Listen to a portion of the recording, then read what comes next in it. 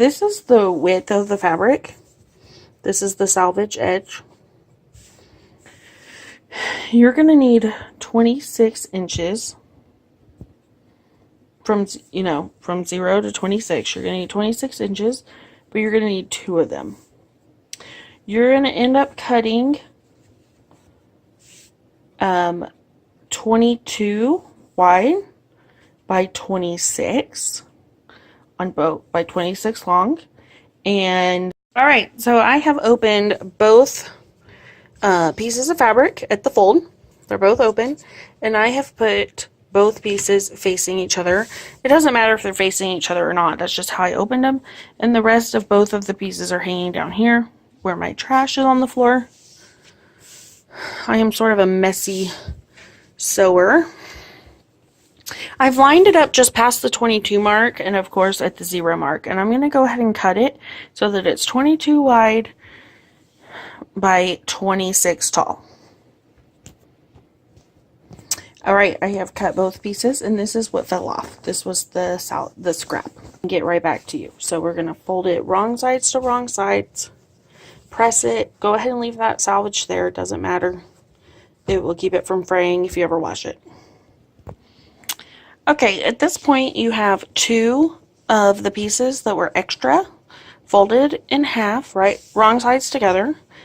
Leave the salvage like we just talked about. You went ahead and did both of them, and you have the 2 pieces that are 26 by 22. And the 2 pieces that are 26 by 22 we're not going to use quite yet. Okay, I've gone ahead and I've lined them up on the 22-inch side.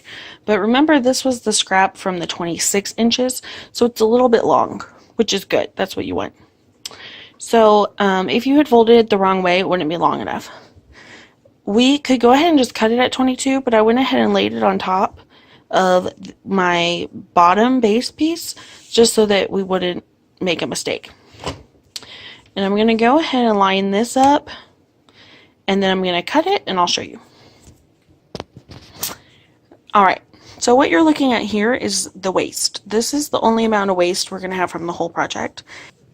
Okay, I've carried my 2 pieces over to my ironing board again because we need to put some kind of interfacing in them, otherwise they're just going to be too floppy. But I'm only going to interface one side, and luckily this is about half the width of the interfacing. When you buy interfacing, if it's already 20 inches wide, then you need to buy 22 inches off the bolt. You need to purchase 22 inches of interfacing because the width is already enough. Okay, I have my piece of interfacing here, and I have folded it in half, and I'm going to just carefully go ahead and cut that the whole way down. This is the raw seam that it came from the store, and I cut it down the middle. I have my iron set to steam, and the steam is going to help activate the glue. Some of them, I don't know that they really like steam, a whole lot of steam. The one that we're going to be using next, I don't feel like likes a whole lot of steam, and so you want to be a little bit more careful. But this one is fine with steam. These thinner interfacings are. There's also always going to be manufacturer directions inside. And you just want to be careful, because I have a little hanging over, that you don't press it to your ironing board. So I'm going to do my best and get as close as I can. And then I'm going to go ahead and cut the sides. And then I will come back and repress it all the way to the edge once I've cut off the extra. I went ahead and refolded this back down like it was when we started. And I'm going to just go ahead and press one more time. It's not gluing it to the interfacing because I didn't buy double-sided. I just bought single-sided fusible. That's the word I'm looking for. But it kind of makes like a felt-to-felt kind of clinginess. And so it will help them stay together, if that makes sense, even though it's not technically glued. And it will also help give that crease another crease.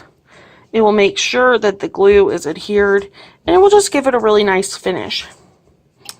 When you top stitch it, you're going to want to go ahead and top stitch on this side.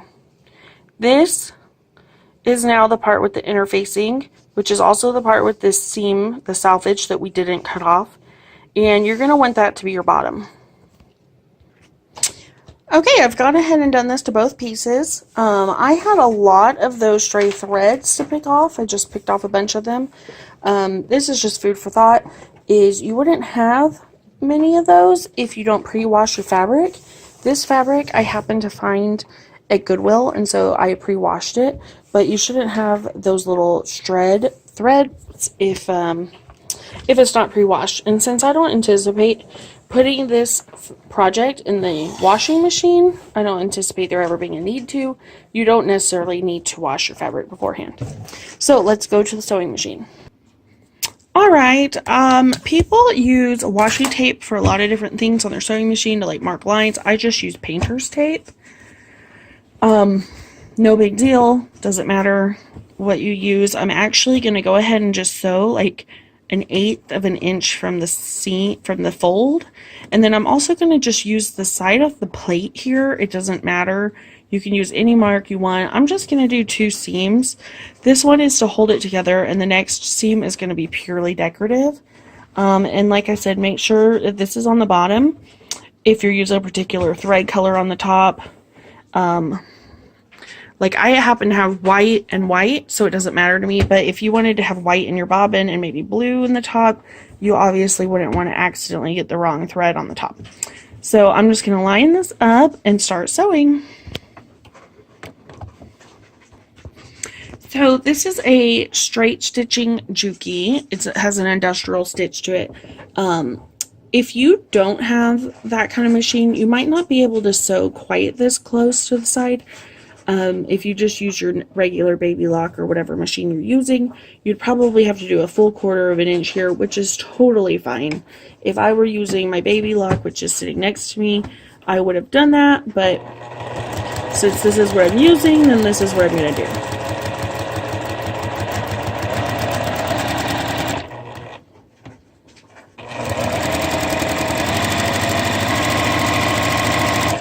Interfacing, especially being on the bottom where the feed dogs are and it being the stiffer of the two, because this still a little bit of give to it, whereas the bottom is not going to really have any give to it. So with the piece, the half that has the interfacing being on the bottom, you're going to get a cleaner, straighter sewing line, and you're also not going to need pins. But you can pin it if you feel like you need to, but I just don't feel like I need to, and so I don't. So I'm going to go ahead and line it up with the side here. Like I said, it doesn't matter where. Let me put the camera there. And I'm just going to gently feed it through.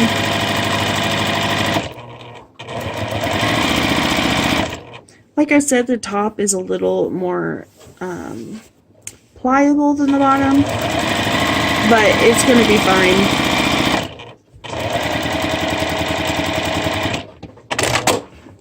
And just go ahead and do that to both pieces. Going back to our big pieces of fabric that, as you remember, they were 26 by 22. This was the fold line of our fabric, but if you remember, we opened it up before we cut it, which is where we got the fabric for the pockets. We're going to go ahead and iron this flat, and we're going to fuse a fusible interfacing to it. So, or I should say fusible fleece. We just did a fusible interfacing on the other one, but this is a fusible fleece. It's just a little thicker, and it has the bumpy dots.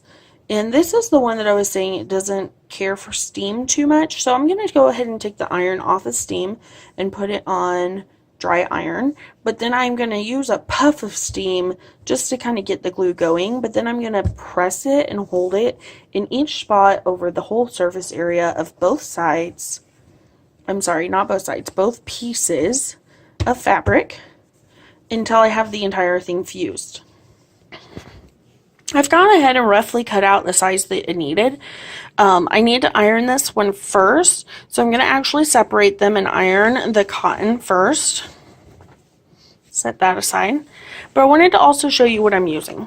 You can buy these packages at the best price at a place called wallwack.com. So I have used steam to go ahead and press my fabric, and now I've turned the steam off and I'm picking off those fibers if I see any of them that happened in the pre-washing when I washed it with.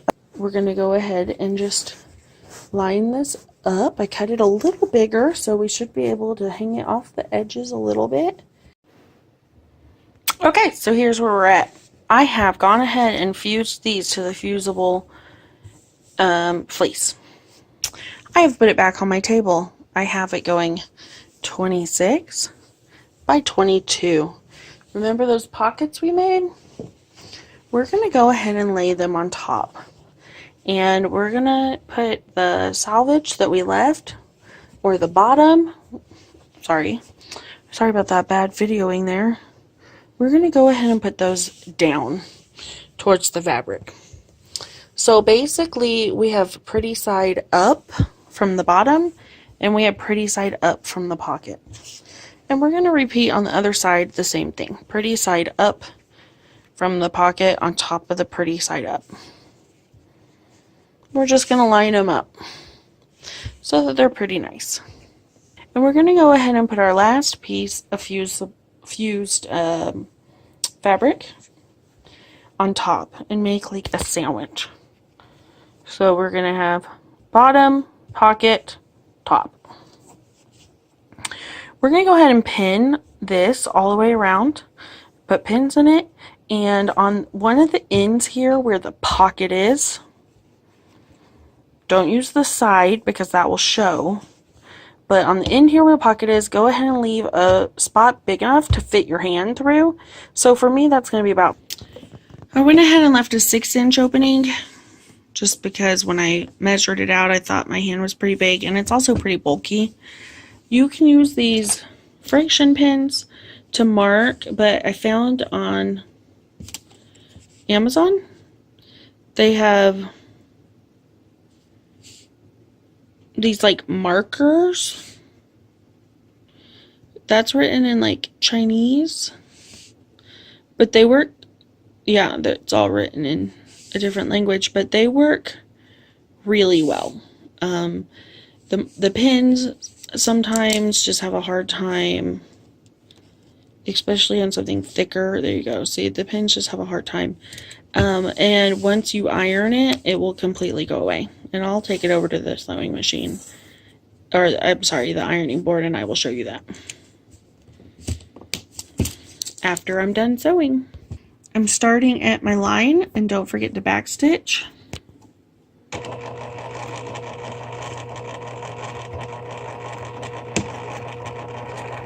And I'm going to just sew all the way around.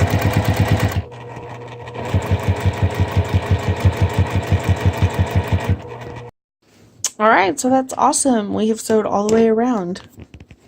Now I'm going to clip my corners to take off some of the bolt, making sure I don't go through the seam.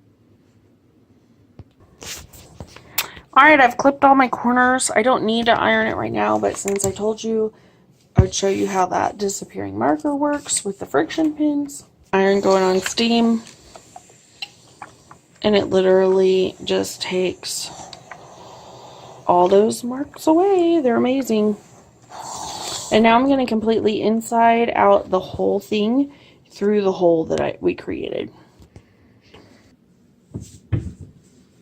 Okay, so sticking my hand up in here, I'm going to just make sure I use the side of my hand to push that seam out. Use the top, my top hand to hold it flat. Give it a nice press. Okay, I'm back at the sewing machine. I'm going to start just a little bit up here on the seam, and I'm going to just follow it across, making sure that I get all the layers, because I need to make sure I catch the pocket as well as the top and the bottom. And the pocket has 2 layers, if you remember correctly, and I'll stop when I get up here. Now that it's sewed, go ahead and make sure all your layers are connected, and if assuming they are, go ahead and clean that up, and inside your pockets out, flip them around to that back which is actually the front, and you are all done.